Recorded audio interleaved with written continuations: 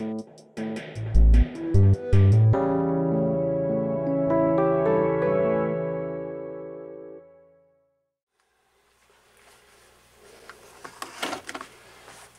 I got the bowl cut off the faceplate, so you can see here. I just bandsawed it off, and then I made this ring. Now, actually, I made this ring, and you can just about see it there. It's chipboard from the kind of stuff you get on the back of a scratch pad, and I applied that first to the top side when it was still on the faceplate. Clearly I couldn't put it on when the faceplate was here, it just was too large. And I taped it on, as you can see, with this painter's tape. I use painter's tape so it doesn't leave a residue.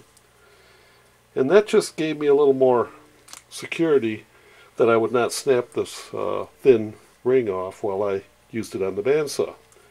After I cut it off, I put the ring on the back side, and that is to give me room on this side so that I can maximize the use of this lip here. This lip is where I'm going to grab it with my cold jaws, and you can see them here. I've arranged the grippers on here so that it's the proper diameter. The issue next came that these grippers are too tall relative to this lip here, and I would end up resting the top of the grippers onto this ring. That is not something I want to do, because when I put this on the lathe, I'm going to put my tailstock here and push. I don't want to put force on this.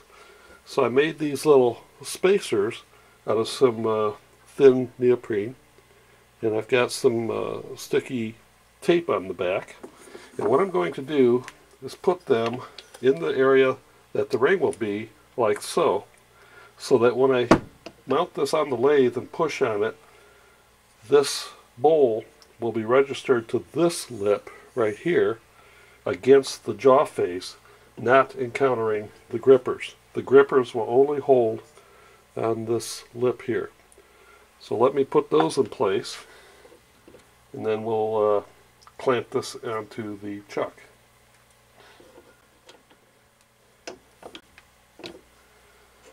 Now those only have to be in 4 places, and they extend where this lip will be, so the lip will grab there.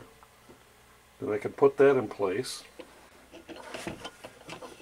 And now I'm ready to tighten the jaws and grab the lip.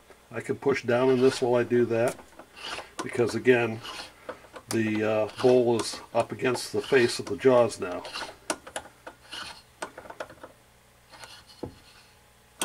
And that's in there. Now let's go to the lathe and I'll show you what I do next. Well, I've got this mounted to the lathe.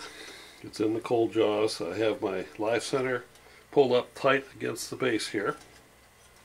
And now I'm going to turn the foot. I'm going to just simply bring this surface straight and knock this little lip off, and then put a pocket in the base. I'm not going to put a deep pocket in there.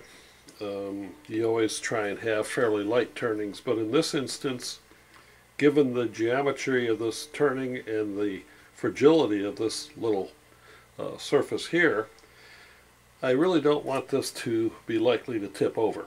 So I'm going to leave the base fairly heavy relative to the rest of the piece so that it'll be more likely to stand up. Also, that's why I'm not tucking in a real small foot here.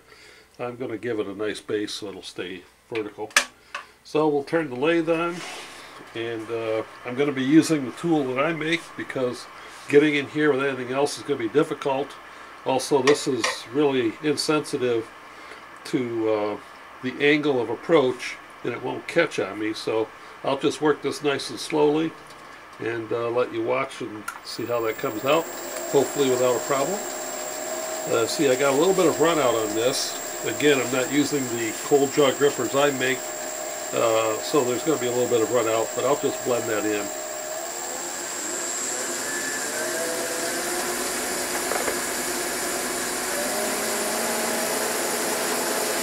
see what happens here.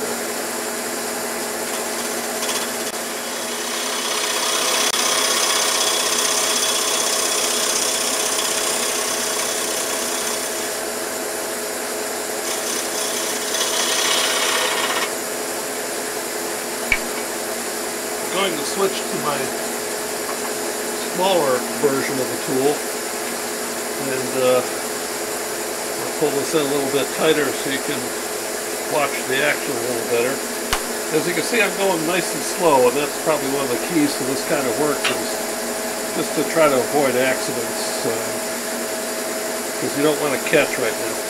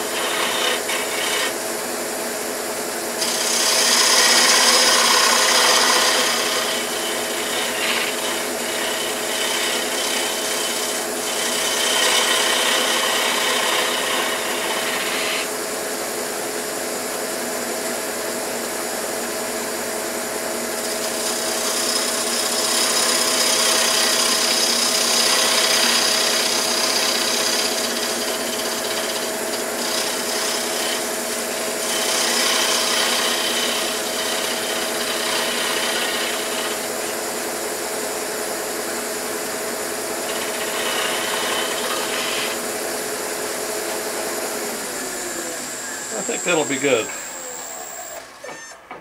Yeah. What I'm going to do now is I'm going to take it off the lathe, and I will hand grind that little nub off and then put it back on and simply sand it. I don't want to cut that right now because it's going to be very difficult near the center. With cold jaws, you shouldn't really spin really fast. And therefore, if you're spinning slow and you're using a small gouge in here, I've had catches where it ripped the whole piece out of the jaws.